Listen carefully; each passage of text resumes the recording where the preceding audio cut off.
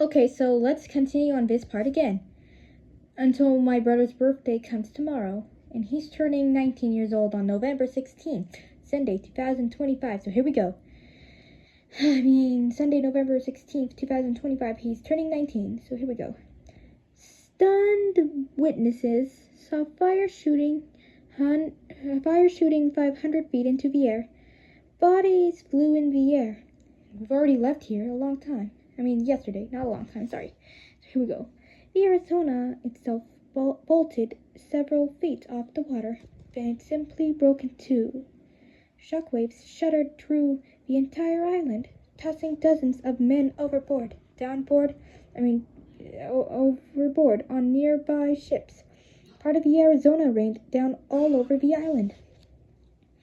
Within minutes, the great Arizona sank to the bottom of the harbor. There it still lies. The bodies of the dead were never recovered. Many of the victims from the Arizona were brothers. 37 sets of brothers had been serving together on the ship. Only one set of brothers survived. There, I said it with my eyes closed. After the attack on Pearl Harbor, the United States tried never to assign brothers to the same ship. USS Arizona. Before the attack, one sailor on the Arizona as well wrote home saying, "Well, Mother, a battleship is about as safe a vessel as you can find, as safe a vessel as you can find in a fleet, so you don't have to worry." Giant guns were mounted around the sides of the Arizona. It took 16 men to work each one. The 50-foot barrels spewed out warheads that weighed as much as 1,500 pounds, that could hit ships 20 miles away. The Arizona crews were prepared for a battle at sea, but the Pearl Harbor attack came from the air. Most of the huge guns on the Arizona never had a chance to fire. Near half of all those who died at Pearl Harbor died on the Arizona. This is not good. Chapter 7. A Sea on Fire. Oil pouring out of the dying U.S. ships covered the water in a thick slime that caught fire. Sailors jumping off burning ships landed in water that was burning too. Meanwhile, the U.S.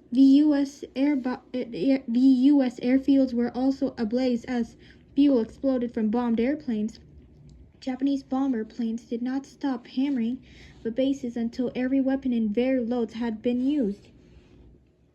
Fighter planes swooped in behind the bombers. They blasted the bases with machine guns.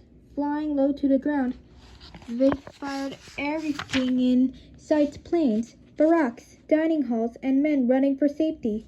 Soldiers saw Japanese pilots lean out of their cockpits and smile as they streaked past. The planes flew so close it looked like you could throw rocks at them, said an airman. Sarah said it. At 8:35 p.m.